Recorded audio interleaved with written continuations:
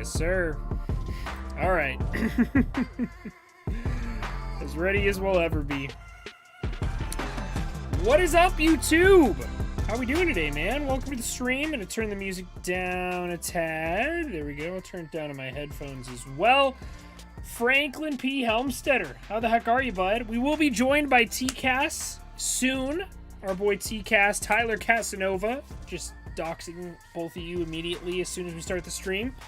But anyways, we had a pretty interesting game of baseball just get played. This wasn't planned to be. We weren't planning event line tonight, but I think it's worth it. You know, I think I've come to terms with the fact that we're the worst team in baseball, and I think I can prove it statistically, so we'll talk about that later on. But, how the heck are you, man? How was watching that game? I know you guys saw my reaction, but... I was at work, and then I got home to your tweets, and I don't think I was ready for the... I mean, well, like, once you said, like, Rendon, like, threw something, or, like, threw, you know, slap or punch or whatever it was, I was excited, so I kind of, like, ran inside, so I had to watch the replay, but... Well, I knew it was going to happen. Like, it wasn't a question. Once I saw Wentz on the mound... I think it's Wentz. I'm not sure if it's Wentz or Wantz. I want it to be Wantz, but I think it's Wentz. Once I saw him starting, I was like, oh shit, we're doing this. This is going down. We are absolutely throwing at him. Oh yeah, because if we weren't throwing at him, we would have started Jose Suarez. So the big question is the morality of what went down today. Who's in the right, who's in the wrong, who's soft, who's not. I think it's very interesting. Before we get into the conversation, though, I wanted to let everybody know to leave a like on the stream. Goal is 50 likes every stream we do. Every stream, the goal is 50 likes, as well as hit that subscribe button. We just hit 1,800 subscribers. We're on the road to 2K. And we should have an episode of Good Morning Baseball coming out tomorrow morning. Unless I, die while editing because I'm that tired. But... we'll get it done. No, I got you tonight, bro. Oh, you got me tonight? Bro, when Frank can edit, It is so clutch. It is so clutch. I love it. All right, so first, do you have any opening statements to make about the how are you feeling about the situation? Do you think the Angels are in the wrong? I'll be honest, I think I'll get to my opinion in a second, but what is your opinion on the conversation of what went down today? I think okay, so as much as I want to side with the fact that, like, Mike Trout, you can't be throwing okay, the thing that it's not really like, I don't think the Mariners did it on purpose. That's my stance. But at the same time, like, I think when you're actively, like, walking him every at bat and you're trying to pitch around him, like, you got to be able to pitch not over someone's head. So it's like, rightfully, like, I understand the frustration, but I think they could have stopped after throwing behind Rodriguez. Like, but I guess they really wanted to just hit someone, so I understand Winker's frustration. And then from that point, so, like, I don't think we should have hit him, but from that point, I think Winker's reaction was a bit much, especially the whole, like, dugout thing, like, running at the dugout was one thing, but also, like, especially the fan thing, which he did apologize for. But, I mean... Yeah, I would like to go over some of the, the statements that are coming out in a sec, but you can continue if you'd like. Yeah, well, I don't know. I think, like, as much as it's nice that he's apologizing, did you see that girl was there? Yeah. The same girl that was throwing. It's honestly kind of funny, like, the odds of that. But, it's like, hilarious. Big Jesse Winker fan, this cute little girl. Did you see where she was sitting? Like, she was sitting right in the section that he flipped off. Okay, so for those of you who don't know what we're talking about, you might recall a story from a little while back. I'll put it up on the screen real quick if I can find it. Well, you sent it to me, didn't you? Yeah, Frank, you sent it to me. So yeah, I'll put it over the screen right here real quick. I think you should be able to see that. Yeah. So this girl, you remember she was at the Joey Votto game and they couldn't, he got ejected at the very beginning of the game. I'm sorry, I'm covering your face, Frank, but he got ejected at the beginning of the game and she didn't get to see her favorite player. Well, she's a Cincinnati Reds fan, so she loves Eugenio Suarez and Jesse Winker. So she's a big fan of Jesse Winker. Well, she was at the game and she was sitting in the section that Jesse Winker flipped off. Jesse Winker flipped off this little girl, 100% on accident. I'm not saying he did it intentionally, but he flipped off this little girl. That's so bad. I think when he saw this on Twitter, that's when he, was like, okay, I messed up there. But I'm kind of on the same page with you, Frank. I think I agree we should have stopped after, there's the general rule of thumb is if you miss once, that's all you get. You get one shot at it. You get one shot if you're retaliating, which I don't necessarily blame the Angels for, because people forget they hit Jared Walsh in the head. It tipped off the brim of his hat. They overturned it and he struck out. You remember that. But yeah. Walsh got hit in the head. Trout, if he didn't have, some of the greatest reflexes ever, he would have got hit in the head. And whether or not both of those are intentional, you got to stick up for your guy, and that's how they see it. I don't know if that's just a toxic, clubhouse trait in sports, but like it or not, I understand that they were going to retaliate. I agree. I don't necessarily think we should have kept retaliating after they missed. I thought they missed their one shot to hit Julio Rodriguez. I do think it was kind of interesting going after the young prospect in Julio Rodriguez as opposed to a veteran like Winker in the first place. But yeah, it's a tough situation. I do think Winker went way too far with it, though. Like, the best case scenario for retaliation is getting hit in the right butt cheek by a 91-mile-per-hour fastball. That is the best case scenario. Nobody got hurt. No broken ribs. No broken thumbs like Bryce Harper just had. That was the best case scenario, and then it just all went to shit from there. And I don't know. I think both sides are a little bit to blame. You can't throw a ball at Mike Trout's head, especially when you're pitching around him the entire series. And they intentionally walked him the pitch after he got hit. He almost got hit in the head. So it's a very. I was gonna say the way I see it is like just like an analogy for it is like we should not have like ignited the fire. You know what I mean? Like further than we already did. But like Winker's like throwing like lighter fluid all over it. I don't know. It doesn't really like both teams were doing so, but again, like I think both teams were childish in this stance. Oh, absolutely. In this thing, and to some extent, like this is not an excuse, but at the same time, I do think like both teams are probably acting out of deeper frustration from being so lackluster. I mean, honestly, like I think everyone's just pissed off. That's my stance. I mean, Travis just said that Winker made a G.I. Jane joke to Rendon. I love it, bro. I love it. Oh, God. Yeah, at the end of the day, I'm very happy nobody got hurt. That is the biggest thing. Very happy nobody got hurt.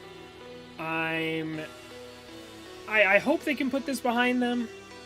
I don't think Wantz had anything to do with it, or Wantz. I think this was all Phil Nevin's doing. Phil Nevin is a very, by the book, dirty baseball player. Like a 80s, 90s grunge, steroid, roid rage type of guy. And I think it was all Phil Nevin. Honestly, I think even if Madden was the manager, I don't think they would have done this. Do you agree with that? Yeah, I agree. Yeah, I think so. Or at least, I can't imagine Madden instigating that, much less like doing it again. Like, you got your shot, you missed, and I think if you're like trying to send a message, like throwing behind someone is enough in general. So yeah. I don't see a reason to hit Winker on that. And and like Nevin, I don't remember the situation, but when he was a Yankees coach and he had just gotten back from like having like COVID or some like COVID like onset illness that put him in like the hospital for I don't know, a while. And like I remember that story, and he looked like really skinny, like he lost a lot of weight.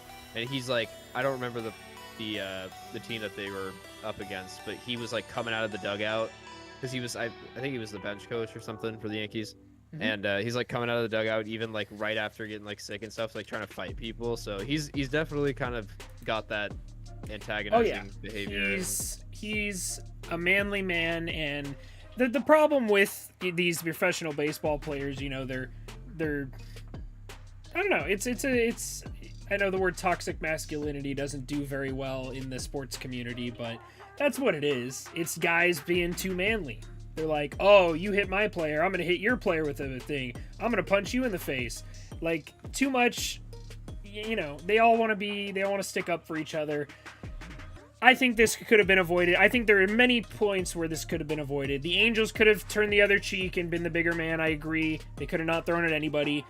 The Angels had a second chance to not do anything when they missed Julio Rodriguez, and then Winker was the straw that broke the camel's back, I guess. The Angels could have not thrown at Winker, and that would have solved it, and Winker could have not, made a big fuss about it, and that also could have prevented this. So I think both teams are to blame. I don't necessarily agree with going after a player, especially when they didn't even hit Trout because it was close, I don't know. I'm not going to sit here and defend the Angels invigorative. Is that a word? I'm so tired. I don't even know anymore, but I'm not going to sit here and defend the Angels till I die. Both teams are in the wrong. We're both wrong. Just like my meme says, we're both ass. Someone was asking about Matt Duffy in the chat real quick. Matt Duffy was removed from the game with back tightness, so he'll be out for the rest of the year, most likely, knowing our luck.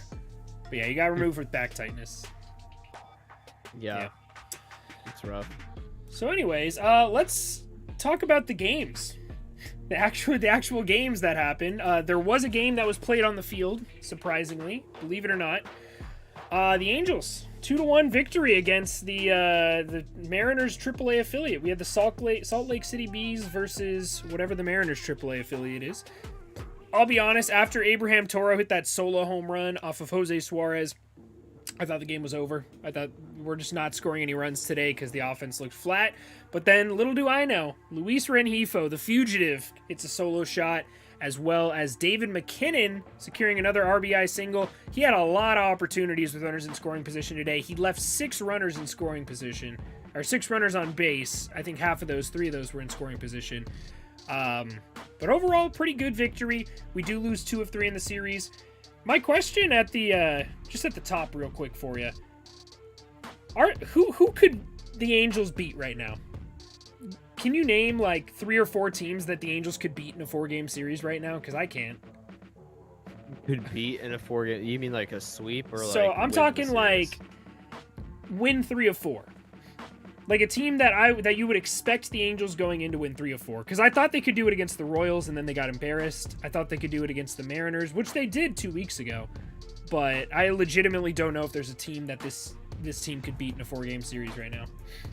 I can't name 3 or 4. I could maybe name.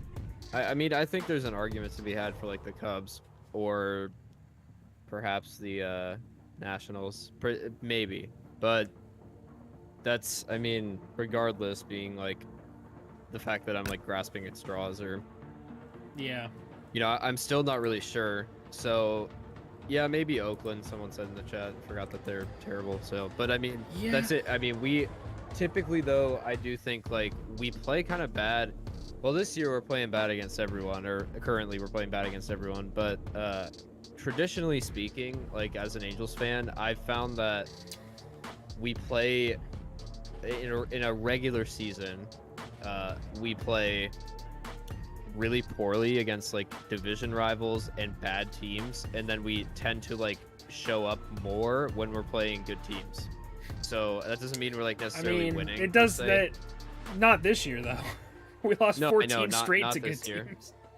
Not this year. It's just my problem with it is how easy it would be to get back to a point where we would be. I wouldn't say it would take a lot to make this team like a World Series contender, but like to be competitive, like to have a chance at like a shot in the dark at the 3rd place wild card. Because right now there's not even a hope or a dream. You can't even, like, imagine it. We're, like, 2 or 3 moves away from being a good team again. We just don't have a lineup. It is just... It's despicable. They're automatic outs. Every once in a while, they'll find a nut. Luis Rengifo going yard today. On a terrible swing, I might add. But it's such an easy team to fix. It's so frustrating to watch a team that's fixable. It's like the whole trope. Dad, I can fix him. Yeah. But Austin, thank you for saying my plants are nice. The reason I have this piece of plastic over it is because it's like a greenhouse thing, but it's also my cats. One of them likes to. I was wondering why you were bagging your plants, but yeah, maybe it can breathe through that. It just looks like it's in a bag, you know? Yeah. Anyways. But yeah, like, there's nothing we can do if we don't have, you know, 4 or 5 guys in the lineup that ever hit. Also, dude, like, Stassi, like, again, like, catchers are really hard to come by, but I've just been getting so frustrated with just Stassi. Like, I don't know, man. He needs to be a better hitter, and I know he can be too. Or maybe I don't know. Maybe he can't anymore. Maybe he's cooked. I doubt it. But like, everyone's slumping, so. Yeah, I don't know what's. Stassi has always been a very big hit or miss guy, but right now he just looks lost at the plate. He looks like the catcher we traded for. You know, we traded for a guy. It was kind of a meme, like, oh yeah, Max Stassi's gonna be our starting catcher. Back when we had like Jason, what's that dude's name? The guy who was on the Astros. I can't remember that dude's name. Left-handed batter. Castro. Jason Castro. And we had Jason Castro back then. Yeah, he was kind of like the meme that we traded for because he was in the Martin Maldonado deal. But, yeah, I don't know. I have no more faith in him. Matt Duffy, even if he's injured, man, I don't think it would be that big of a blow to lose him. Great bench guy to have, but other than that, he has no value. Rengifo's not a Major League Baseball player. Velasquez plays Major League caliber defense, elite caliber defense, but no offensive value whatsoever. Tyler Wade has no value at all. I will say, if the people who are coming for Velasquez, man, you can't come for Velasquez while Tyler Wade's still on the team. You can't do it. Until Tyler Wade's off this team, Velasquez is nowhere near the biggest issue right now. Yeah, I mean, what are you gonna do? Like, we're not gonna have an entire middle I mean, we don't really have a, you know, middle infield.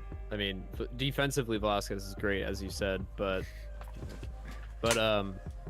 yeah, dude, Wade should not be on this team. I really don't see a spot for Duffy at this point. I feel like he doesn't ever produce anything, so I don't know. There's just so many players that I think are just busts, and for us at least, and like, I don't know, maybe they could find a role in different places, but it's sure as hell is not here. So I don't know. What do you think we would have to, what moves do you think we would have to do?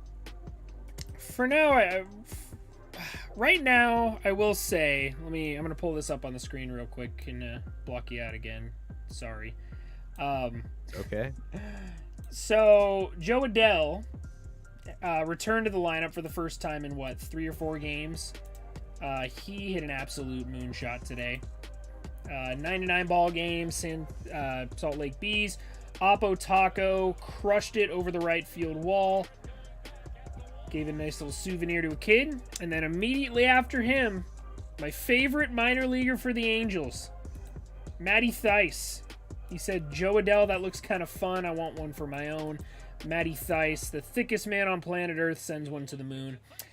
I want both these mans in Anaheim yesterday.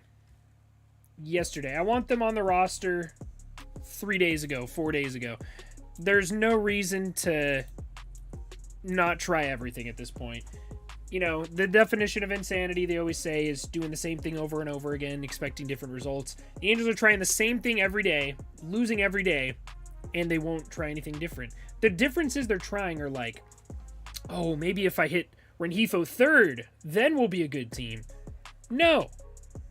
A different lineup is not going to change anything. I think today we rolled out the best lineup we have against a mediocre left-handed pitcher and a mediocre bullpen, and we put up 2 runs. I don't think there is... You can't polish a turd. This lineup is a turd. You cannot polish it.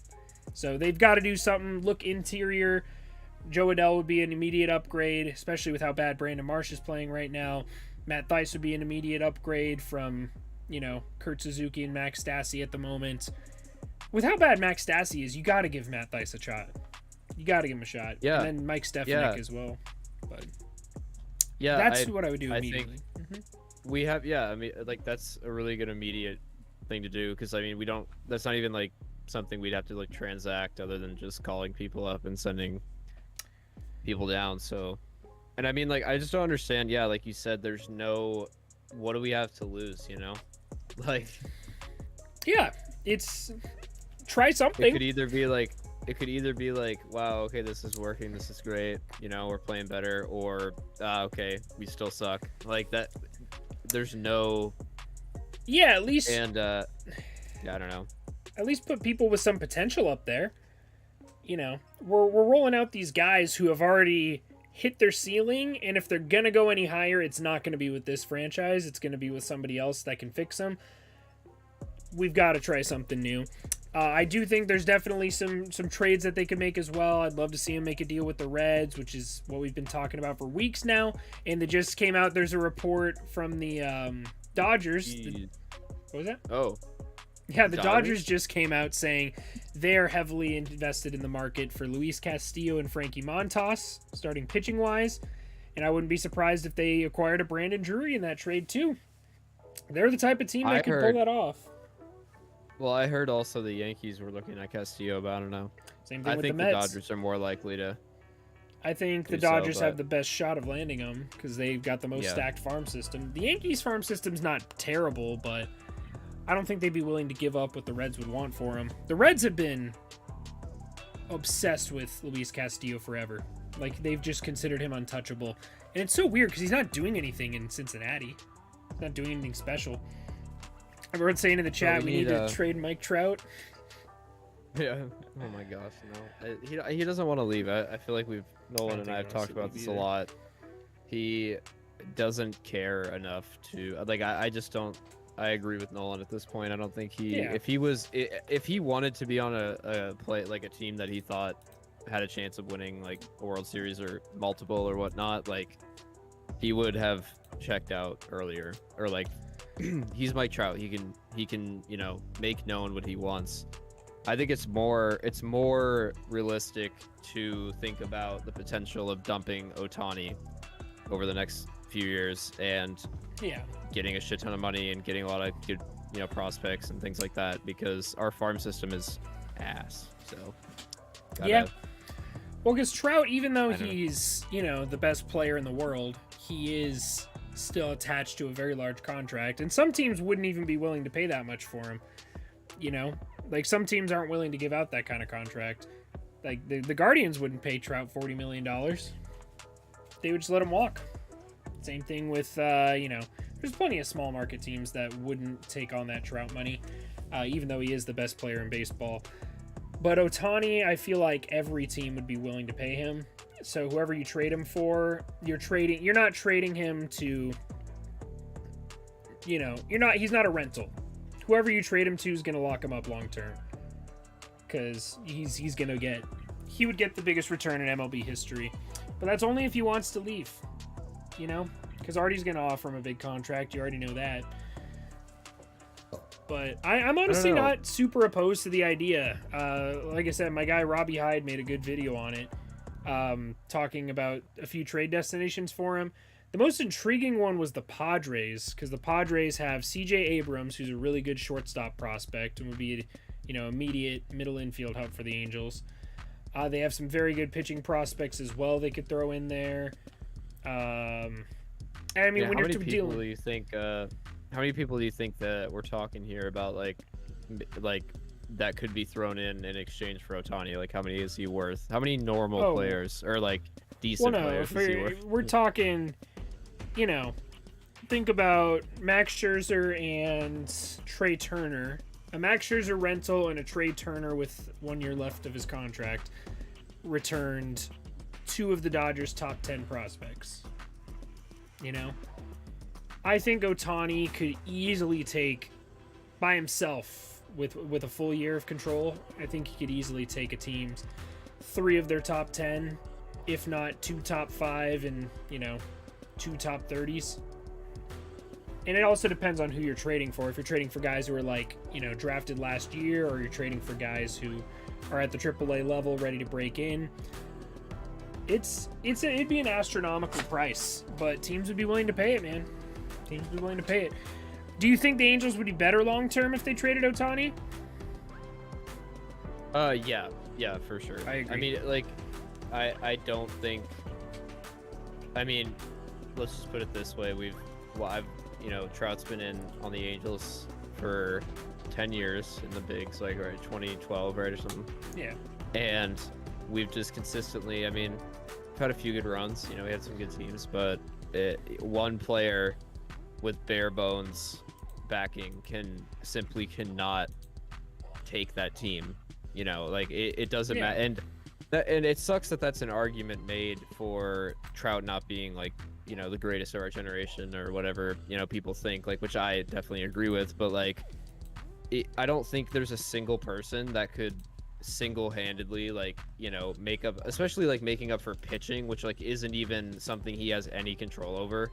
So offensively he produces, but if like no one else is doing their part, you're not going to have a winning team. So it would just suck to see Ohtani kind of have that same fate. And even beyond like thinking about Ohtani's as a competitor and wanting to win, it's unfair to the fan base too. Like, are you really going to subject like the potential of like signing him to a big deal, which again I think is actually pretty likely, just considering Artie's intentions of like making money and milking that.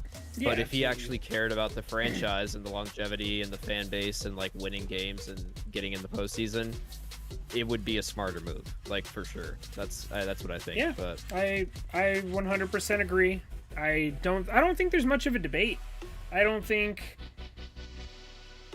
as much as I hate it, I would love for this franchise to be, competent enough to build a team around these two players on big contracts, or three players if you include Rendon.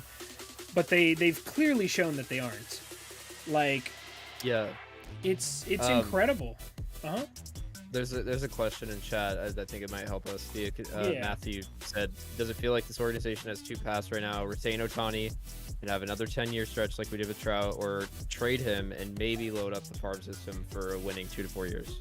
Or I would say so. Absolutely, nail on the head right there. Like, it's the path that the Angels have taken with Trout his whole career. It can work. A good organization could make it work. Teams have been good. The Giants signed Barry Bonds to a massive contract, and they built a team around him. Now, they never won the World Series. They made a World Series and probably should have won, but the Angels are better, built different. But it's possible to be a winning franchise with big contracts. The Angels just can't figure out how to do it, how to supplement that. It doesn't help that Jerry DiPoto absolutely murdered our farm system. Same thing with Billy Epler. Same thing with every GM we've had has taken the route of sign big name free agents, trade away our youth for big names, sign them. We traded for Vernon Wells, who's on one of the worst contracts in baseball, and we traded for him anyway just because he's a big name that we could put on jerseys. The Angels love big names. Big name free agents are their MO. Josh Hamilton, Albert Pujols, Anthony Rendon. That's all that Artie Moreno cares about, and I think that's what he says in his GM interviews. It's like, your number one goal is to make me money. You need to be a good public speaker to make the fans think you're trying, and have give them just enough to where they'll show up to games and pretend like this team is competitive for the first half of the season until they fully give up in the second half. But it's totally the same thing every single year. Well, it's like, the thing is my approach to this would be, because I think the A's are kind of seeing this. The Angels just have such a strong fan base, and we've already talked about how they have, just given the proximity to like LA and like that culture over there, I think people are very just inclined to go to games for fun. So that funds the Angels organization. But like in a place like Oakland, where they're consistently bad, you're seeing fans stop showing up. Like, they have no fans at their games basically at this point. So I think that sends a message of like where people are like upset about the direction of the franchise. So if there was a way hypothetically to communicate that with the Angels organization, and they saw a drop in fans and all that kind of thing, but the thing is that's just not going to happen. It's not. Especially if they have people like Trout and Ohtani on the team. There's so many people that that are fine with just watching entertaining players play.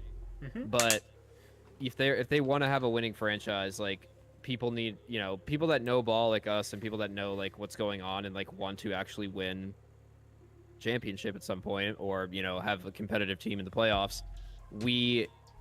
I think that's the best route to take, is it's the only route to take, really. Like, there's nothing that we can do as fans other than just like show with our attendance and like viewership, but that's it. So other than that, it's really in the hands of Artie, and I just don't think that I just cannot imagine him taking the same approach that we are, because I think in the short term would make him less money, and that's a no-go. You know what I mean? So it's just crazy that he just so clearly and overtly doesn't care about winning baseball at all. Not even in the slightest. He doesn't even go to games. He doesn't care. He doesn't care at all about this team. And I think Perry does, but he doesn't have the resources to, get it done. And he's stuck between a rock and a hard place, because he has no farm system except for the good pitchers that he drafted last year. And he can't spend any money to go over the luxury tax. So he can either trade away the good pitchers that he drafted this year and trade away like the only 3 or 4 good prospects that we have that aren't even that good, but they're, good enough to get like a Brandon Drury or something. Or he can just sit here and do nothing and watch us miss the playoffs again and again and again. But, like, if the Mariners fans can put up with 20 plus years of missing the playoffs, then I don't think there's anything. For a baseball team to lose money is almost impossible. It is almost impossible to not make money. The A's are close to not doing it, but I feel like they're still probably making a little bit of money. Just with TV deals, honestly. But it's just frustrating. Yeah, and Sean in the chat is saying trading Ohtani is dumb, won't ever lead to winning until we are all dead. Which, I get that you might think it's like a risk, but I just, from our perspective, like from my perspective at least, it's like we have such a bare bones farm system that, because like you said, it's been ruined by our past GMs. So we can either wait year after year and slowly collect these new players and over time build up, or we can get some young, like we basically just have to do the opposite of what, and like patch up all of the people that we've stripped away, all the young players that teams have taken from us. We have to do the opposite and stop going for such big names, give some away to alleviate the means by which to replace those players, because like that's what you're seeing, like these teams like the Marlins and like these teams that have like potential good futures, that's because they have good farms. Like they're actually like getting players out, like the Pirates for instance too, or they're not, I wouldn't sleep on them the next few years. We've talked about this. Yeah, and that's because they have a brighter future than us. Like the Pirates, the Orioles, the Nationals. It's hard to reconcile with, you're like, but we have Ohtani, and I'm like, bro, Ohtani will be fine and he'll be entertaining to watch anywhere, and like it will suck if he wasn't in an Angels uniform, but like we have the greatest player of this generation on our team. He's probably not going anywhere, I doubt it. So he'll be there, and like even if he's not on the team when we are, a winning team, like it is better. I fully am on board with that. But the question is like, realistically, if you ask me if I think it's gonna happen, like I'd probably say no, unless it's basically up to Ohtani, because Artie's definitely gonna pay him money and offer it to him. So it's basically up to Ohtani whether or not he has the drive / wherewithal to like fully understand. And he's a smart guy. I'm sure he knows if he wants to win, it's probably not going to be with this franchise anytime soon. So yeah. Well, what's crazy to me is that we can be a losing franchise for this long. Like I think since 2014, I believe we're bottom 10 in wins, bottom 10 in record, and we just haven't done anything to rebuild at all. Like, think of the teams that have sucked the last couple of years: the Tigers, the Pirates, the Orioles. Like all of these bad teams have done some rebuilding and are on a positive trajectory. Meanwhile, it feels like we've done nothing. It feels like we haven't had anything added to this, our farm system. We had Reed Detmers. That was cool. We had a first round pick and Reed Detmers come up, and he kind of sucked, which is terrible. We have Kai Bush in the farm system.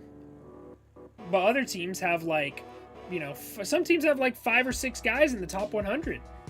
The Angels get one every once in a while, and then when they make it to the show, they don't even pan out. Yeah, and at the end of the day, it's that is it, because like you said, people like Detmers, sometimes they don't work out. And so you could ask yourself, yeah, if we got a bunch of good prospects for Ohtani, and what if they don't work, But it's you can't tell me, after being a fan of the Angels for so long and watching this happen over and over again, I can't fathom that, it is a risk, but there's no way it's as big of a risk as signing these crippling deals, with Anthony Rendon, and signing, Josh Hamilton, and, just absolutely decimating any chances we have of, obtaining other players. These, horrible contracts. That is so much easier or so much harder to turn around than getting a few prospects and be okay, this guy's not really panning out, because those guys are not as just to be completely blunt, they're more disposable, at least financially. So taking a risk on that is a lot smaller to me than signing these guys and yeah, maybe we'll have a hot stretch, but then what happens when someone that's 30 something and we sign him to a huge deal gets hurt, like Rendon? That's crippling way more than the potential that someone like Detmers doesn't work.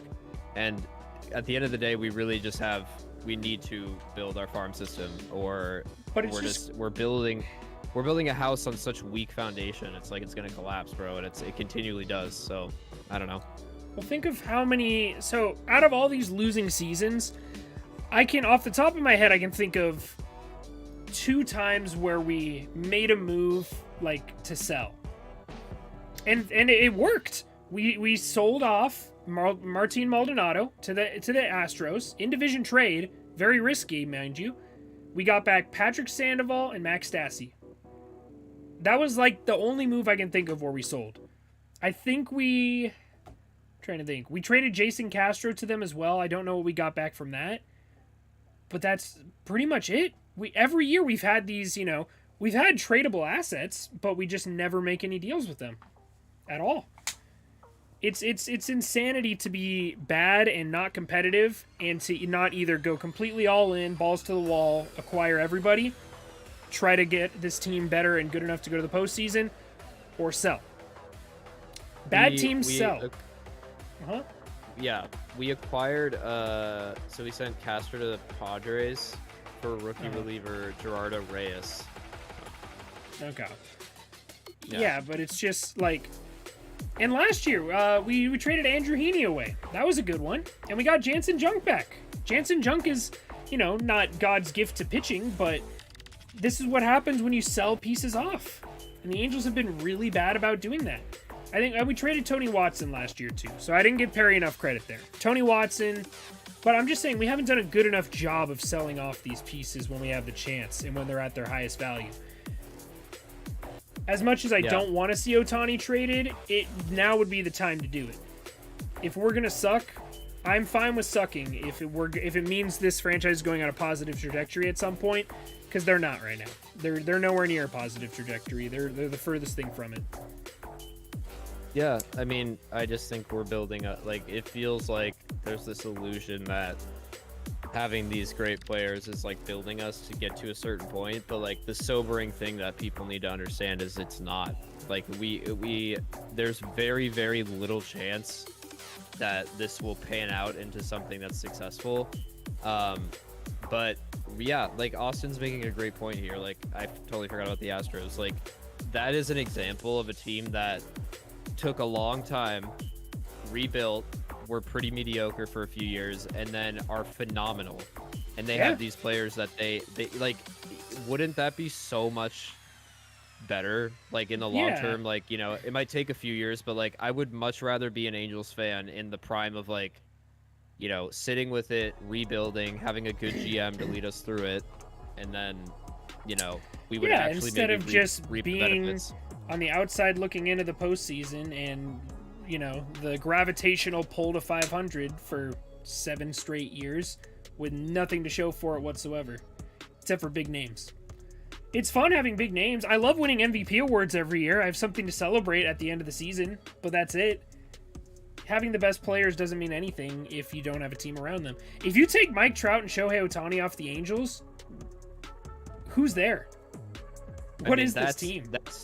That is the worst team in baseball, like without a doubt. If you take those 2 players away, there's no shot we're beating anyone in a series. But if you take Aaron Judge and Garrett Cole off the Yankees, they're still a good team. They're maybe a wild card team still. That's just what I'm saying. All these good teams, if you take the 2 best players off that team, it's still a serviceable team. If you take Mike Trout and Shohei Ohtani off this team, calling them a AAA team is a compliment. If you take those 2 off the team, it's significantly the worst team in baseball outside of those 2 guys. And we have a couple of good dudes. Like Taylor Ward's a good hitter. Jared Walsh is very clutch. I like him. I think he's a solid. He's slightly above average as a first baseman. Who else we got? The rotation's pretty solid as well. I like Patrick Sandoval. I like Syndergaard's all right. Lorenzen's all right. We have a lot of okay pitchers, and we should have an elite bullpen. We have elite names in the bullpen. We just don't have elite production in the bullpen. So. Yeah, and I guess like in my response to chat here, like, why trade Ohtani? Have we ever shown we can develop good talent? It's like, I don't think like we realize how little we take that chance though. Like we might have had some, like younger guys that we have not had pan out, but like the probability of those guys panning out would be much greater if we took more chance on that, as opposed to signing people with huge contracts and having them not pan out. Again, that's far more crippling to the franchise. But to some extent, I do agree with that, because I'm like, we do need to address our coaching situation as well. We definitely, it wouldn't be. I mean, everything's wrong with this team right now, but it regardless of the farm system and what we've been talking about, like all of this it might help our chances, but it wouldn't be worth it without. I think that's probably correct. Like it wouldn't be worth it without getting an adequate pitching coach in there. Hiring Darren Erstad as our manager potentially would be cool, but I know we're both on board with that. I think would be really cool. Yeah. But or anyone, just like, because I mean, both of our manager right now and our pitching coach are interim, and I definitely, another thing I wanted to say is, after today, I don't know how the franchise is gonna, like the ownership and like the general management is going to react, but to this instigation that was definitely on the part of Nevin. But considering he doesn't even really have a job on this team, it's kind of bold of him to like do so. You know what I mean? Like, he's not so that could call into question, like, is he gonna stay very much longer? And I think he shouldn't for many reasons. But I mean, I'm fine like fielding him as a candidate, but we need to like actually, interview some people, see like who would work for us. But yeah, I mean, the coaching staff is much more important than the manager, in my opinion. We've got to get a hitting coach that can figure out something.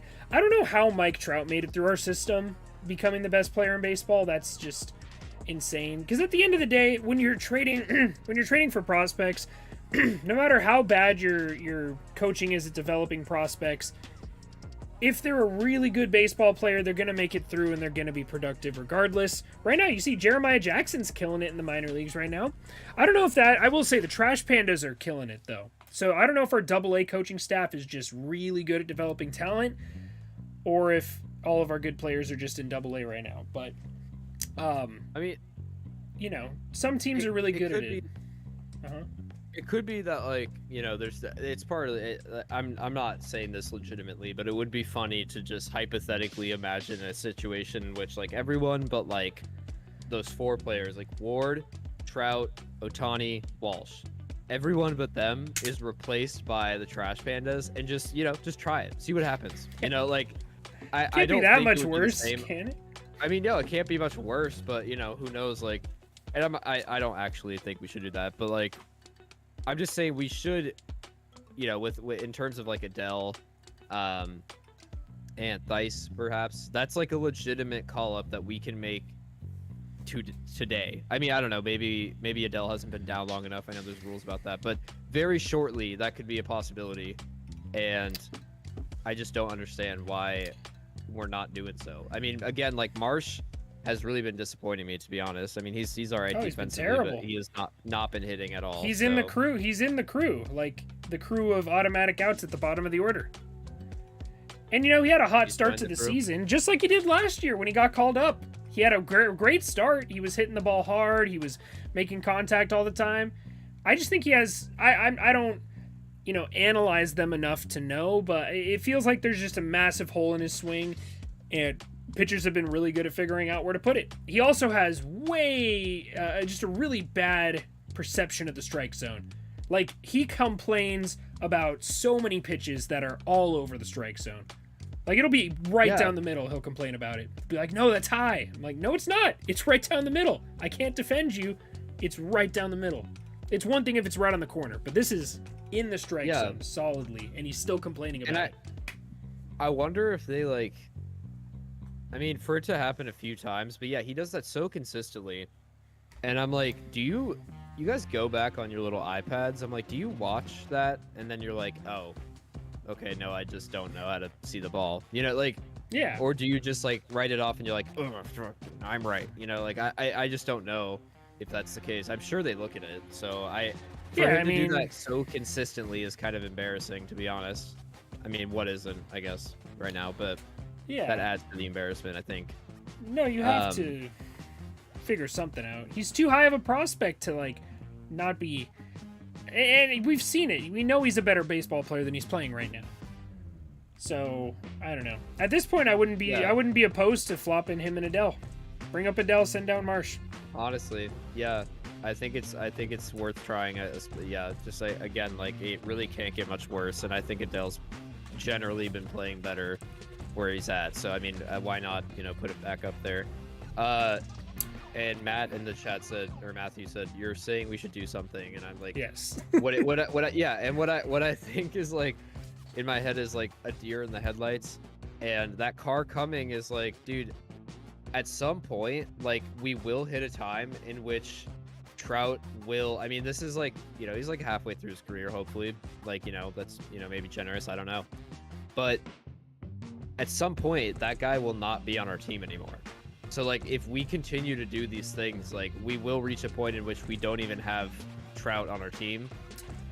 And again, like, stripping away those 4 players, or even 2, Ohtani and Trout, we are the worst team in baseball, like, without a doubt. Absolutely. We stand a chance against no one. So that's not, even with a healthy Randon, that we should take.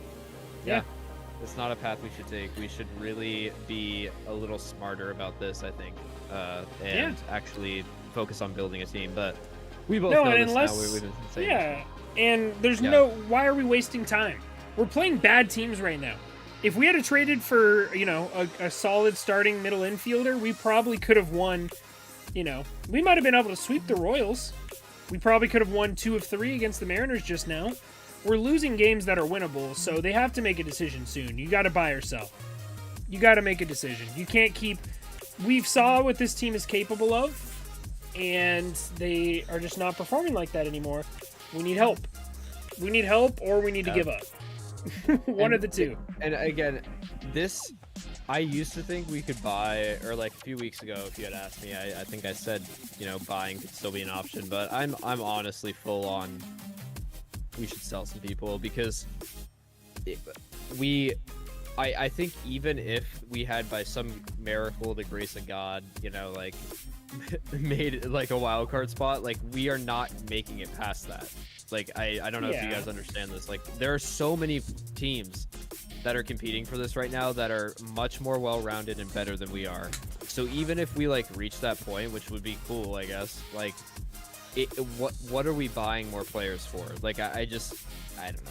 I think it's better to take a step back and, like, examine the playing field, literally, And I am going to disagree, actually. I think okay, our pitching staff is good, and there are definitely there's pieces available out there that could make our pitching staff very good. Our rotation's a top 10 rotation in baseball by ERA. Our bullpen is solid. It is above league average. Our rotation. I didn't mean bullpen. Our bullpen's terrible, but there's a lot of good bullpen arms available. It'd be very easy to make a trade, especially for a rental. There are plenty of bullpen arms out there. And I think there are limited options offensively. But if we went out and made... I'm sorry, I don't want to keep bringing his name up, but Brandon Drury would make this a good lineup. The problem right now is it's not a 6-4 split, or 6-3 split of 6 good players, 3 bad players. You can deal with 6 good players and 3 bad players in your lineup. You can't deal with 4 good players and 5 bad players, which is what it currently is. You know? So if you have Ward, Trout, Ohtani, Walsh, and Drury, that's enough. That's enough to score some runs. That adds a lot of runs because you give yourself another chance. And the bottom of the lineup will do what the bottom of the lineup does. But a 1-2-3 inning every once in a while is not as bad as, today we had 4 automatic outs between Rengifo, Velasquez, who else was down there? Stassi, and who was the other one? I know Duffy got the start, but... Monty Harrison. So between those 4 guys, you have 4 automatic outs. If we just narrowed that down to 3, think of how many more 2-out situations we'd have a chance in. Think of how many more clutch chances we would have at the end of the game. Think of how much better that would be just by acquiring a guy like Brandon Drury or making a trade for, Luis Castillo and Mike Moustakas, which I've been very vocal about. Yeah, which seems less and less likely every day. But obviously that would be... a good, I think we could salvage the season by doing something like that. We could, make it interesting at least. If you really don't want to give up, which it seems like they don't want to give up. Rysel said he was talking about making the postseason in his post game thing that he was talking about. So the players clearly think they can compete, but they can't unless Perry Manassian helps this team get some firepower offensively. It's non-existent. Don't you think we also gotta address the bullpen issue though? Absolutely, but there are so many bullpen arms available. So many. We could even do a super trade with the Reds. The Reds have some bullpen arms available, but David Robertson's been great this year when he's been healthy. He'd be a good option. David Bednar with the Pirates has been great. Is it Daniel Bard? Daniel Bard with the Rockies has been good in Coors Field, which is extremely impressive. I did a whole video on this, and those guys are still available. Matthew with the super chat. Appreciate you, my guy. Let's go. Good stuff. Goated. Yeah, but I just... There's so many good bullpen arms available. There's no reason not to go out. I think we could salvage the season. I don't think it makes us a World Series contender, but crazy things can happen in October. I think a wild card is an advantage in October. I think, especially with the first round bye. Remember what happened when the Angels didn't have a wild card game? They got swept in the first round by the Royals. Remember when the Angels won the World Series? They were a wild card. They beat the absolute crap out of the Yankees. They beat the crap out of the Twins. And then they came back against the Giants, who were also a wild card team. I think wild card gives a very good advantage to teams. I don't think wild card should be looked down as a bad thing. Clearly the Astros are going to win the division. It's no question about it. But I think we can compete with the Red Sox. Yeah. And probably the Rays. The Rays are terrible offensively. Sorry, I keep talking over you. Yeah. No, you're good. we have some things we can patch. Yeah, I guess maybe it's not...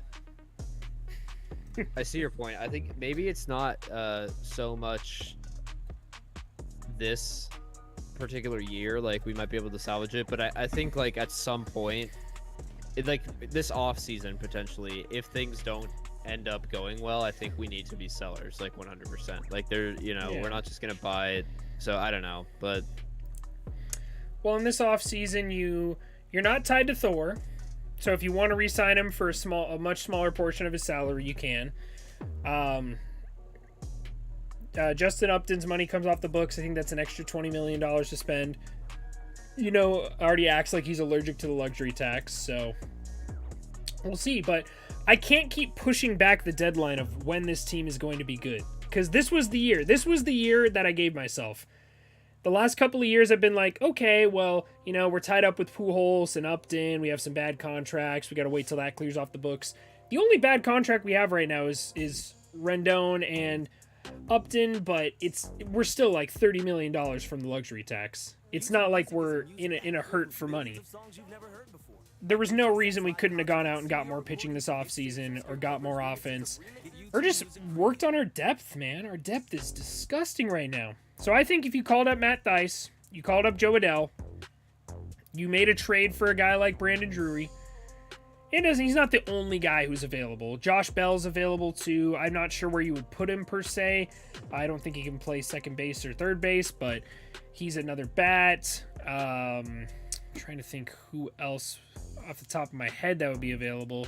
Wilson Contreras wouldn't be a bad move if we could. I don't think we have the prospects to steal him from teams like the Yankees or the Mets that are looking for a catcher. But if we made a move and called up Matt Thaiss and called up Joe Adell, and maybe even, you know, give Mike Stefanik a shot as well, DFA Tyler Wade, there's things we could do. We're definitely not maximizing our ability right now, and that's what's frustrating about it. It's not frustrating that we're not producing with the people on the field, because the people on the field are not the ones who should be. You know? We're not giving ourselves the best chance to win. Totally. And that's on Perry. Listen, man, I get, yeah, it is. I gotta head out right now, but I'll see you later for GMB, bro. Yeah, you're good, man. I don't think Tyler's ready, so I think that's probably gonna do it for us then. Yeah, it's been about an hour. Well, how long is he like I don't know, waiting bro. or something? Oh wait. All right. If you want to see, I can try and stick until he's. Yeah, you're good. I think he's gonna hop in a sec. Okay, cool. I'll hang out for a sec. All right, but yeah, so that's how I currently feel. You want to talk a little bit more about the brawl? I'm just waiting for Tyler to hop in, honestly. But I guess we can just take some questions from the chat while we wait. Rise Cell, bro. I don't love his. I think it was weird.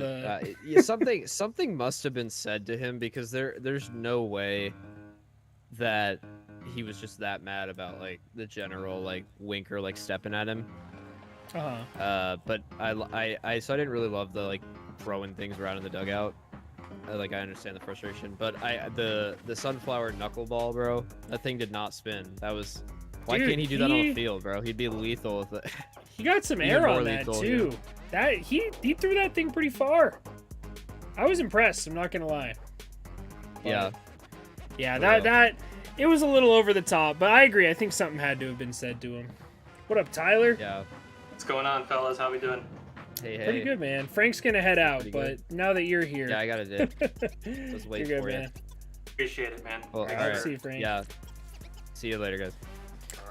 All right. Well, now we're on with my boy Tyler, my dude. How have you been, TCAS, fellow Doing Angels good, fan? Man. Doing good. Unfortunately.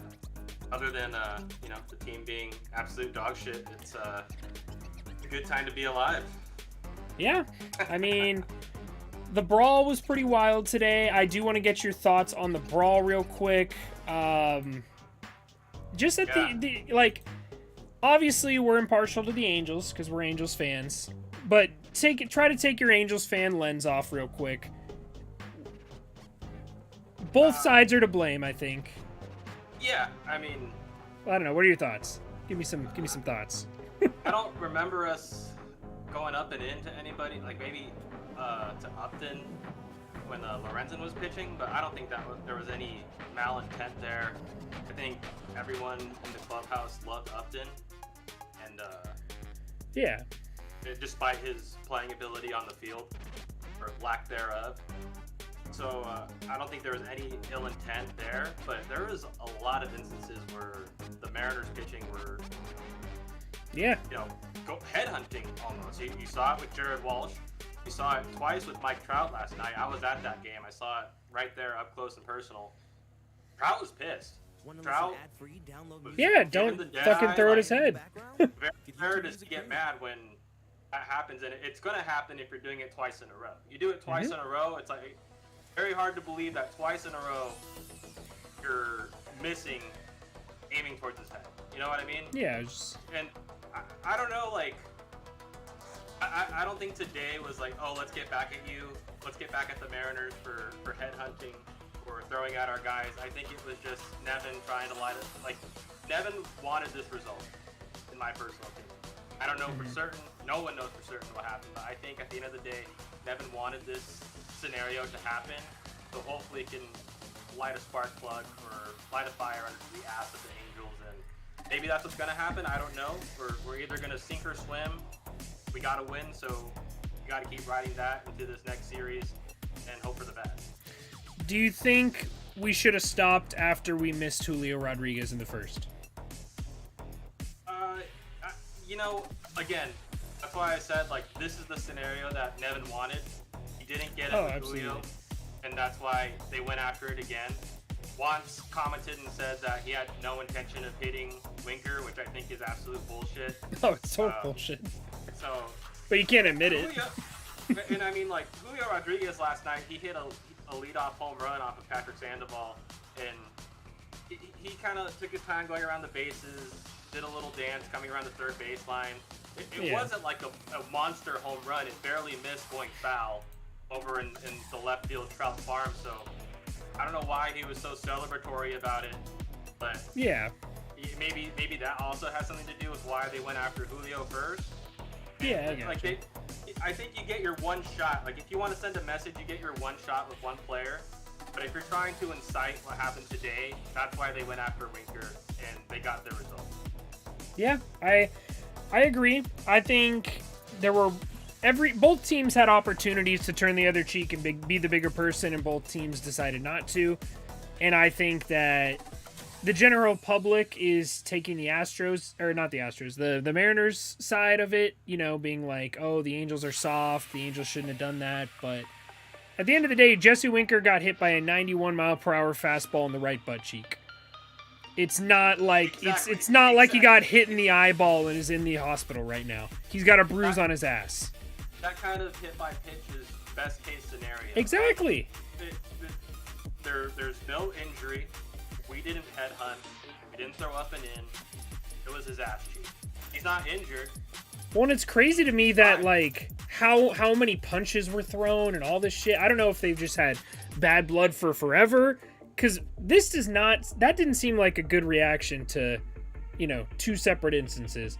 Like, if they hit Mike Trout after I don't know.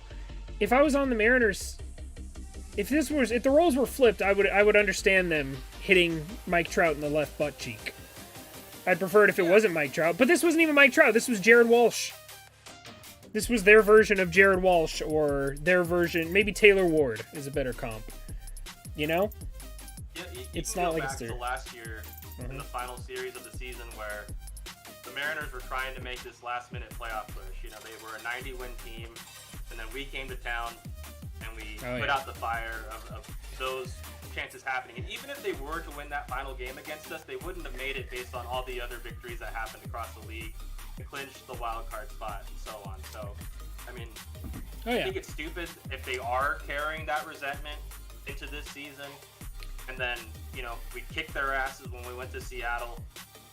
We're not having a good time here against them, but, you know, all these pitches getting thrown up and in, back and forth. And I think we didn't even go up and into anybody. I think we nailed Upton. Like I said, that was an accident. And then Winker was obviously intentional, but it was on the butt cheek. It's weird that, you know, if you didn't know that Nevin was trying to start a riot between the two teams, it's weird that you just go after the butt cheek. Like, what's hitting Jesse Winker and putting him on base going to do by just hitting him in the butt cheek? Not saying that they should be trying to end his season or try to get him hurt in any way, but I don't know. All signs point to this being completely intentional, completely being a fire starter for the team to stop sucking. If that'll happen, I don't know yet. We'll have to wait and see.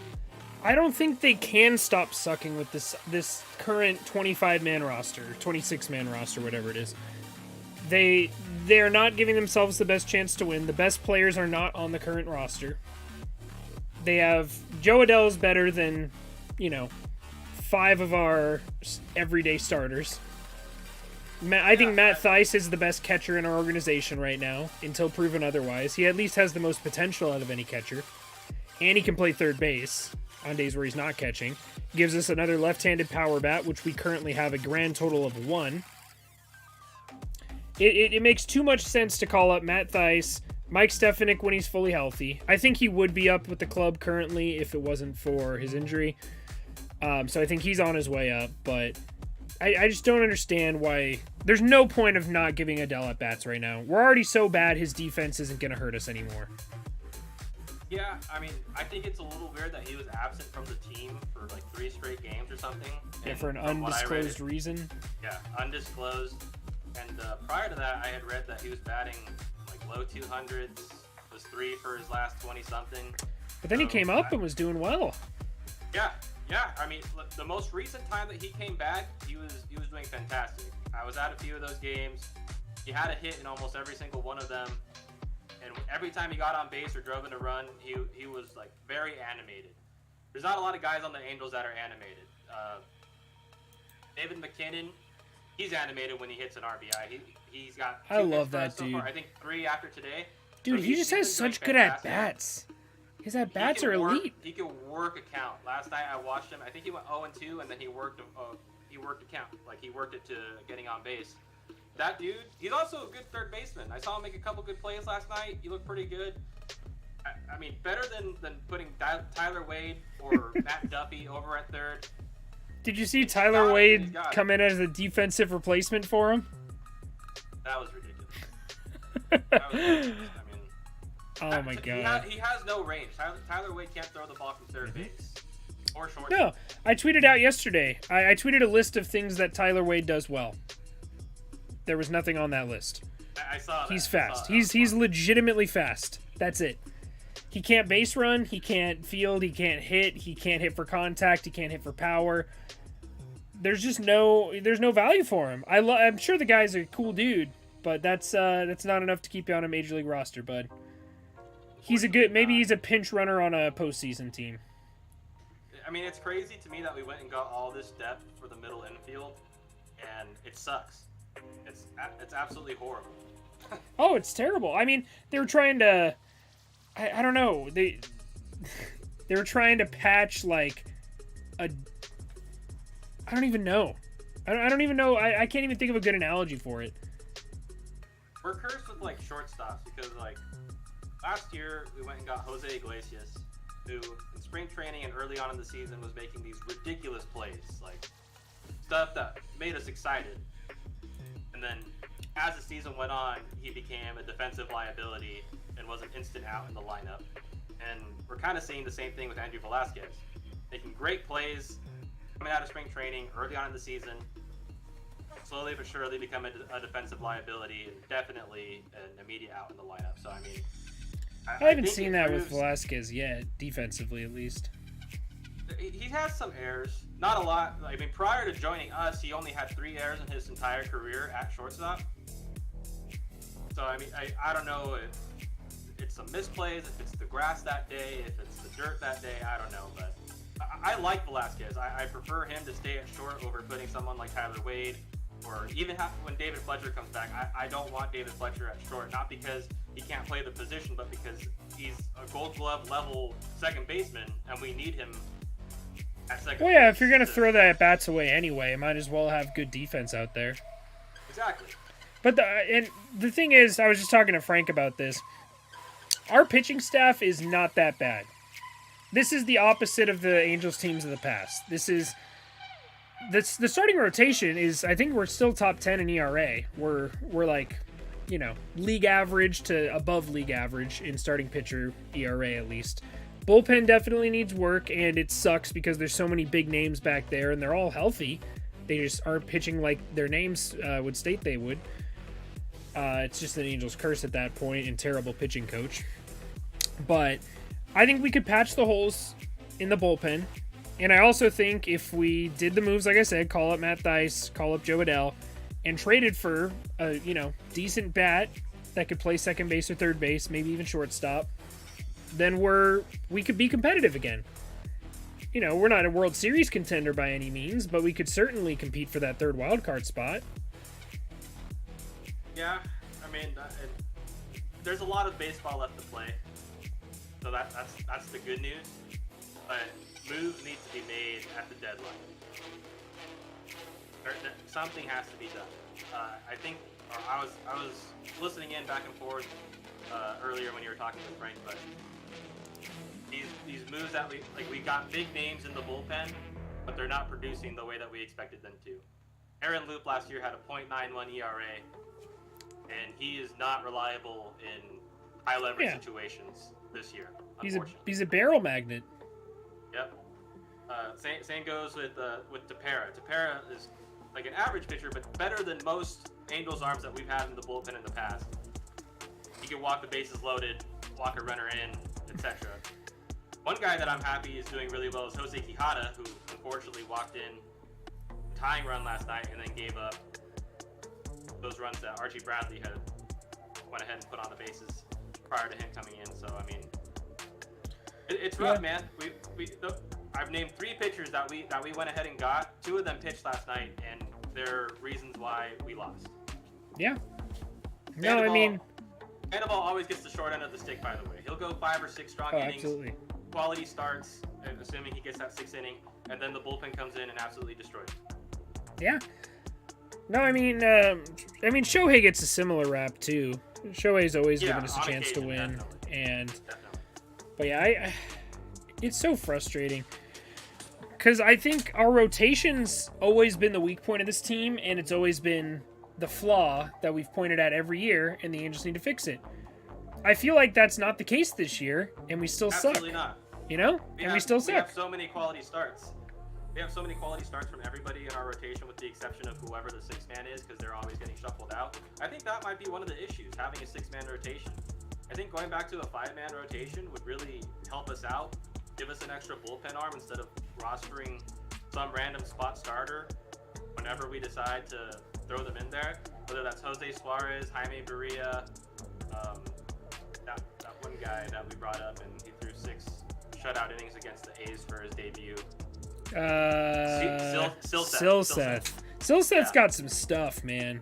He's got nasty stuff. It didn't play out the way that we expected. I mean, I was thinking back to when Jared Weaver came up, the year that he came up. We had Jared Weaver, we had Joe Saunders, and we had Dustin Mosley come up in the same year. And they were all rookies. They all started off fantastic. They all started off undefeated, like 4-0, 5-0. Low 2s ERAs. They were doing fantastic. And seeing a guy like Silseth come up was giving me that kind of vibe. Kenny Rosenberg, here and there, he can pitch, but I don't know how deep he can get into games. I think the most he's gotten was like 4 1/3. But I don't know, man. It's tough. The Angels leave me at a loss for words because there's so many things that we need to fix, and there's not enough solutions on the table that are realistic at this point. Yeah, but I mean, management. My problem is it doesn't feel like they're trying to improve. It feels like they're just going to keep rolling this lineup out the rest of the season, and hopefully it turns around. Fingers crossed. Because I was talking to Frank earlier, you can't polish a turd. The lineup is you're just rearranging the same bad players. It's not going to help you unless you add new players to this team or give other players a shot. And I feel like we've given way too many chances for these bottom of the order guys to compete and play at a higher level. And they've all proven time and time again that they can't. So it's time to replace them with minor leaguers until they start producing. And maybe getting some competition in there helps them produce because they feel the heat of, the fact that they might not be here tomorrow. That's 100% right. I mean, one could argue that works, and the other could argue that you get a case like Joe Adell where he gets sent down and he's emotionally in shambles and has to take X amount of days off because he can't compete because he's so distraught over performing well and then being sent back down. Like, remember when Chad Wallen came up and the other gentleman with a similar last name. I can't remember his Austin name. Romine? Sorry. Yeah, Romine. We released They him. had their shot. I mean, Wallach. Was it Wallach or Romine that caught the no-hitter from Reed Detmers? Wallach. Reed Detmers also got sent down, by the way. Mm-hmm. From no-hitter to no locker. Yeah. I mean, I liked Wallach. Wallach was okay. You know. And I'll be honest, I can admit when I'm wrong. Kurt Suzuki has not been atrocious this year. On either side of that. I've talked about that on my podcast with Jacob. That originally when he got that raise, that $2.5 million raise, we were we were so upset. We were beyond infuriated that money was even going to Kurt Suzuki after a horrendous year like last year. This year, especially in Boston, dude. In Boston, when we were over there in Boston, he came in to play first base. He had that nice scoop. He had a couple clutch base hits. He's turned the cheek, and I'm fine with giving him $2.5 million to do what he's done so far. His catching is okay, but it's definitely better than last year. So there is an improvement. You get more money, you improve. That's what you hope for. Yeah. I mean, I don't know. It's still so tough because I just feel like we're blocking Matt Thaiss from coming up, and I've always been a fan of his. I really have. I think he'd be a great backup catcher right now, and he can also play third base. So I just think there's definitely room for him on the roster at the moment. So, you know what I heard you guys talking about earlier was how like trading Shohei, how that just like it could work and it can't work. Mm-hmm. And I think it ties into like you saying like we can't polish a turd. Artie Moreno's goal with this team is not to win. It's to sell tickets. Mm-hmm. It's to sell tickets. That's why instead of getting Garrett Cole, who would be pitching once every 6 days, he went and got Anthony Rendon, who at the time we thought was going to be playing every day until one, he came into the COVID season, 2, he got hip surgery, season-ending hip surgery last year, and then 3, season-ending surgery this year. So we're SOL with that, but hey, we can market that we have Anthony Rendon. That's why he signed Trout to a lifelong contract. And that's why I think Shohei will end up staying in Anaheim and he'll get whatever money he wants from Artie Moreno. Because not only do you get to advertise Shohei Ohtani as a player, but then you get all that extra marketing money from all these Japanese companies and businesses that want to work with the Angels because Shohei Ohtani's on the team. Oh yeah, they sponsor his at-bats. Yeah, every time he comes up, it's Bandai Namco. Bandai. Yeah. Always. Every single time. I listen to it on the radio. It's like Shohei will fly out on the first pitch, and it'll be like, and that flyout was brought to you by Bandai Namco. It's like, you're making so much money off this dude. Artie's gonna offer him the biggest contract in MLB history, and it's gonna kill the Angels because we can't build a team around him. And I don't think it's a problem of finances. I think it's a problem of Artie saying, spend as little amount of money as you can, but still get me enough to, lead the league in jersey sales, get this ballpark packed with people, and it works. Give our fans hope. All the Shohei every single giveaway, with the exception of a couple, this year, almost 35,000, 40,000 people in the stands. It's like opening day up in there whenever there's an Ohtani giveaway. Last year, the Ohtani Pillows, they had to do them twice, both times, packed as hell. Yep. Every Ohtani bobblehead giveaway this year, packed as hell. Yep. Snow Globe night, packed as hell. And there's probably a few more Ohtani. There's an Ohtani MVP shirt giveaway. There's probably other Ohtani giveaways, and they're all going to be packed, even though we're going to be 20 games back in whether it's the wild card or the division. That's the only time that Angels fans really come out. And then there's the hardcore fans like us who will go even though we're sucking, and the ticket prices get lowered to $3. They lower the beer prices. They do everything they can to put butts in seats. That's all Artie Moreno cares about. He doesn't care about putting together a winning team, and it sucks as fans. Yeah, and it's never going to change.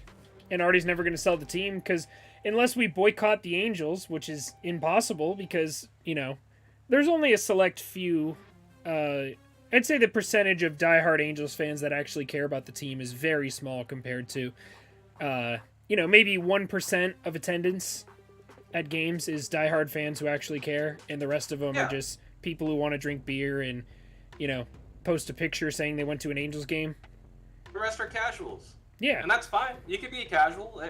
That's perfectly fine. I like, kudos to you for even wanting to come out to the game, because there's a lot of people that don't like baseball. There's a lot of people that think baseball is boring. And that's fine. It's not for you. But then for the diehard individuals, the ones that actually give a shit, it sucks. Because you could bring your 5-year-old out. You could go on a date there. And as long as you know who Mike Trout and Shohei Ohtani are, who gives a fuck who the other AAA players that they're putting out there are? Yeah, honestly, it doesn't really matter.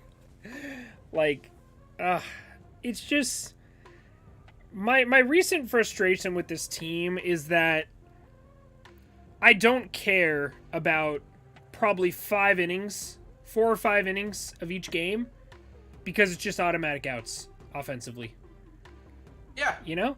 There's 4 innings probably each game that I care about, because those are the innings where, you know, Trout, Rendon, or Trout, Ward, Ohtani, and Walsh get to hit. And sometimes, you know, it'll be 2 outs with Taylor Ward at the dish. And then all of a sudden Taylor Ward hits a single, and then Trout strikes out, and then all of a sudden now you have Ohtani gets on base, Walsh gets walked, and then 3 more outs immediately. When our middle of the lineup is comprised of Luis Rengifo, Tyler Wade, and Andrew Velasquez, hell, you could throw Brandon Marsh in there lately. He strikes out. Oh yeah. On pitches down the middle and gets all mad about. Like, he always gets mad at the umpire. He's like, "Where was that?" And you look at the replay; it's in the strike zone. It's not even close. It's never debatable. It's never debatable. Mm-hmm. Don't get me wrong. I mean, we've been screwed by umpires this year, left and right. Especially Shohei's problem with getting screwed by umpires has carried in from last season, where pitches are clearly outside of the zone. The umpire is like, it's 2 strikes. You should have swung. You're out of here. Yep. No, I mean, well, last night it actually worked in his favor, because you saw that one that was literally 4 inches out of the strike zone. Like, I'm not even exaggerating. 4 inches out of the strike zone. Called it a ball, or called it a strike, and then he ended up hitting that 462-foot moonshot on a 3-1 count after that. That was amazing. So that worked out in his favor. And I'll be honest, the umpire heavily favored the Angels yesterday. Like, not even close. That J.P. Crawford strikeout literally took a runaway. Took a runaway and took away a chance for Julio Rodriguez to be up with the bases loaded. I was waiting for him to get ejected. Yeah, because he should have. It was a bad call. Umpire pointed at him a couple times and was like, better stop. And then he finally settled down. You see Upton break the bat over his knee yesterday, Bo Jackson style? No, I didn't. Dude, that was sick. You freaking heard the crunch from right there in the seats. Damn. He did that last year with us after a couple strikeouts, but... I really like Upton, low-key. I kind of like him. He's probably a good person. I never liked his playing on the field. He would never go all out for balls. Very rarely would he dive for a ball. Every other time, he just lets the ball fall in front of him and lobs it back into the infield. Yeah. Never really tried to throw runners out at home. Yeah, it's true. We got a message in the chat. Someone saying all teams should always pitch up and in on Trout because he can't handle it. Yeah, you're not wrong. Your thoughts? Yeah, I mean that's definitely where you want to start him. I will say Trout has been chasing a considerable amount more than I've ever seen him in my life. Like, Trout's always been a guy to take strike 3 on the borderline, or, you know, take 2 strikes right down the middle just because he's looking for a breaking ball or something. But he's gotten fooled a lot this year, which is weird. Is that just like a sign of regression, or is he just not seeing the ball well? What do you think? Have you noticed that? I don't think it's regression. I think it's the time off. I mean, he's used to playing, for the most part, a full season. Got a third of a season in last year, and took a lot of time off. Didn't see a lot of live ABs. Spring training was shortened this year. I mean, regardless of him chasing, he's doing amazing. I mean, he's still in the MVP conversation. 40-plus home runs this year. But I also think that Trout knows that it's him and Ohtani. They're going to be the offensive production, and he's desperate to get wins. He wants to win with the team. Mm-hmm. I wouldn't be surprised if after this season he goes to Artie Moreno or Perry Minasian and says, I want out. Like, I'm I'm 31 years old by the time the season ends. I'm 31 years old. I know I signed this contract, but that was under the impression that we were going to win. And I know you tried this year, but I want to go elsewhere. Yeah. I want to win a World Series before my career is over. And I don't blame him for that. I don't blame Shohei if he leaves either. We can give Shohei all the money in the world, and I think he'll take less to go elsewhere if he knows that there's a chance of making the playoffs. Yeah, I mean, he said it at the end of last season, and at the time I didn't really take it as a shot.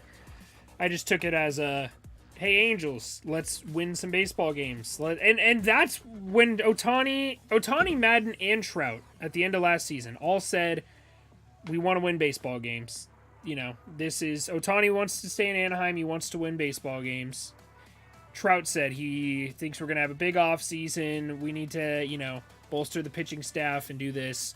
Perry's got us. We're going to have a good offseason. We're going to win next year. Joe Madden says, yeah, if we get some good guys in here, I think we're going to win next year. And we respond by having the most mid-offseason in MLB history. Like, it wasn't the worst off. We've definitely had worse off-seasons, you know. It's no Trevor Cahill, Ricky Nolasco off-season, but we didn't even come close to getting what we needed. You know, we didn't acquire any depth. The rotation is the only thing I can say got better this offseason. Everything else got worse. I mean, I think before we saw the on-field product, the bullpen was improved significantly with the arms that we went and got, just based on looking at statistics from last year.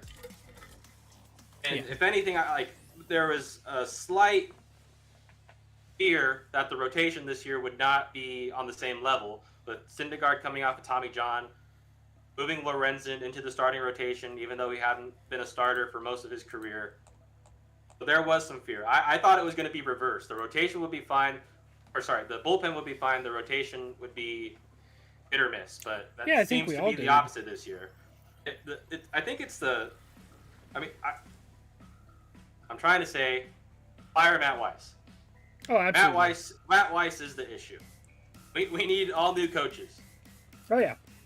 We need all new coaches at every level. Except for the Trash Pandas. They seem to be figuring it out. But the Bees need new coaches. Yeah. And they won their division. The Bees need new coaches. I don't know how our low teams are doing. I don't really care too much. I mean, it matters, but I don't care enough to, know who the problem is down there. But yeah, the major league level coaches, it's like we don't care at all. It's like Perry Manassian hasn't even been in the clubhouse and been like, hey, who is our pitching coach? I wonder if he knows who our pitching coach and hitting coach are. Like, if you ask him, who's our hitting coach? He'd be like, that dude with the beard. He's got facial hair. I know that pitching coach was part of the 2002 team, but can't put a name on it. Yeah. No, it's unbelievable. Like, we need a good pitching coach and we need a good hitting coach, and we have neither of those, and nobody seems to care. Like, they should have been fired with Madden or instead of Madden. Yeah. Because Madden clearly wasn't the issue. And I said it when he got fired. Like, you can like him or not, you can't manage this team right now. No manager could make this a good team. No. And it's weird because if you see, sometimes the camera will pan into the dugout. When I was at the game last night, I saw it. Trout's always with the coaching staff. He's never next to anybody else on the team. Yeah. Like a little opinion, hot take. I think Trout's upset with the team. Not necessarily the players, as individuals, but just their lack of ability to produce in the clutch or produce at all. Yeah. I'd be frustrated too. If I'm literally carrying the team, especially when we were in Seattle, even games where he goes 3 for 4, we lose. Mm-hmm. How can you not be upset?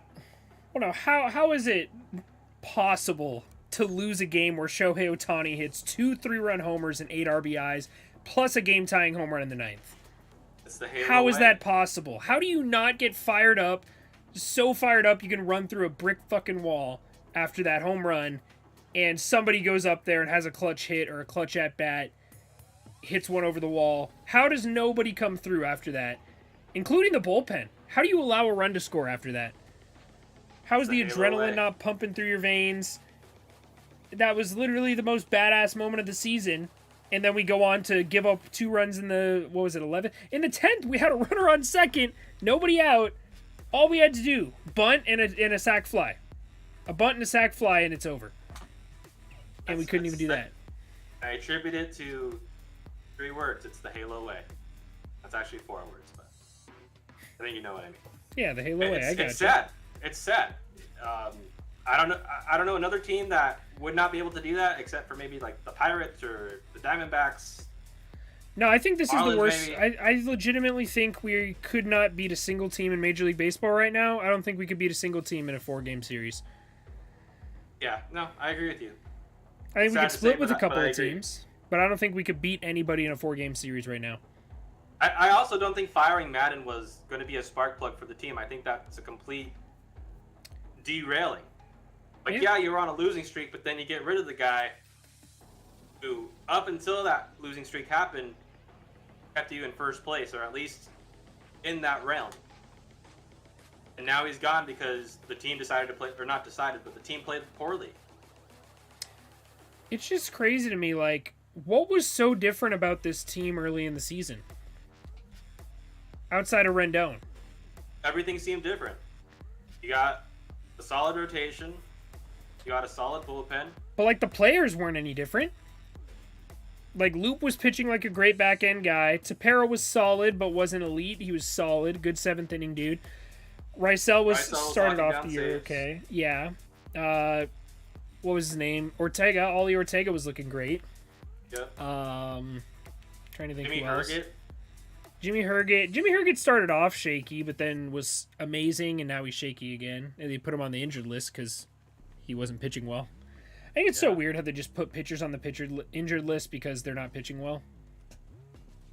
I mean, we could have done that with a lot of pitchers in years past. That's for sure. Yeah. No, it's insane. I don't know, man. This team, man, it makes me so upset. Yeah. I think because of this whole Seattle situation, we're like, people love hating on the Angels. Oh yeah, and this people just love makes it hating so on the much Angels, easier. and we're gonna look so much worse because of what happened today. Even though, if you're an Angel fan, you can go back and look like, oh, this is how it was started, because Seattle was throwing pitches at us. The Mariners can't play the Saint card. Nobody was in the right in this situation. Everybody loves the Mariners. Everybody loves the Mariners though for some reason. Last year they became America's team for no fucking reason. And then, like, when we're doing well, it's like, oh, well, the Angels won't be able to sustain this. But as soon as the Mariners win 4 games in a row against the Angels and the A's, they're on the trending upward. Oh my God, they have a shot. They have a shot to make it. Will we see them in October? I do think they're going to finish second in the AL West.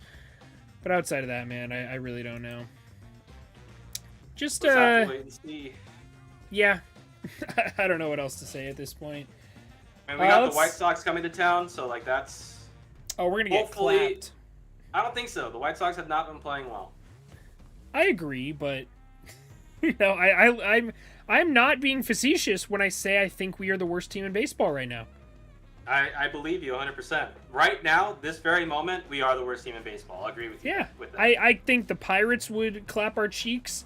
Though I thought we were going to get back on track against the Royals. I was like, oh, we won 4 or 5 against the Mariners. Here come the Royals. We're going to sweep them or at least take 2 of 3. And then we almost got swept. If it wasn't for Shohei Ohtani being literally like the greatest, God's gift to baseball, we get swept in that series. But, just unbelievable. I just hate needing everything to go right. I wish we could be like the Dodgers where nothing goes right and we still are a World Series favorite. Nothing's going right for the Dodgers right now, and they're in first place, or they're fighting for first place at least. And they still cry about it. And they're in the market for Luis Castillo and Frankie Montas now. They get a starting pitcher injured, and they get a right fielder injured, and they're like, first things first, we need to go buy somebody. Yeah. Hashtag homegrown. Hashtag homegrown, but we're going to go and buy another player now to help boost our team, our first place team. But by the way, we're an entirely homegrown team. Yep. I want what they have. I don't want to be a Dodgers fan, but I want what they have. Same. That's all I got. All right, let's take a couple of let's read the chat real quick. Why not? Taylor Ward was doing super well. I agree. If you guys know an answer to that attendance question, that would help. I can't find anything. I don't know how to look up attendance numbers, actually. Do you know if there's a way to look up June versus May attendance? I don't. I do know that they say it at some point towards the end of the broadcast. Okay. Whether it's Angels Radio or on the actual television broadcast, but yeah, I don't know if they keep track of it. I think it was Mitchell in buildup of some bad starts by starting pitching, and the bullpen got taxed in addition to Ward's bat. Yeah, I mean, the injuries started it all. You know, with Rendon being injured for a little bit and Ward going out for a little bit. I think it's crazy how valuable Anthony Rendon is. You know? I think he makes this lineup scary. He does. I mean, he produces, he comes up in the clutch, and defensively at third base, he's up there for one of the best third basemen in the league. Well, I think he's the difference between this lineup being a top 10 lineup and a bottom 10 lineup, which is insane. Yeah, even when he's not producing. You got 5 guys. Then you got 5 guys at the top of your order that you don't even need to worry about the bottom 4 anymore. You can put in Tyler Wade and Andrew Velasquez and Brandon Marsh, who are going to be instant outs. Yeah. And Brandon Marsh was hitting so much better in a protected lineup, but, you know, when he's batting around Luis Rengifo and friends, Luis Rengifo and company, it's just not good for him. But all right, man. I think we've been live for about an hour and 45 now. I think that's going to do it for us tonight. I appreciate you hopping on, talking some Halos baseball with me. I appreciate everyone who came out and watched in the chat and left a like on the stream. Hit that subscribe button if you haven't already. I'm getting up there. We're close to 2,000 subscribers. We're at 1805, baby. Yes, sir. I have gotten 0 sleep whatsoever, but, you know, it's worth it. It's worth it. We'll take it. Keep grinding, brother. Yeah, man. Thanks for hopping on with me. I appreciate everyone who watched. And, yeah, you guys have a great rest of your night. Go Halos. Hopefully we start winning games sometime soon. However, I'm very pessimistic about that outcome. But anyways, appreciate you guys watching. I'll see y'all in the next one. You can hang out, TCast, if you want. But bye, stream. Goodbye. Not this...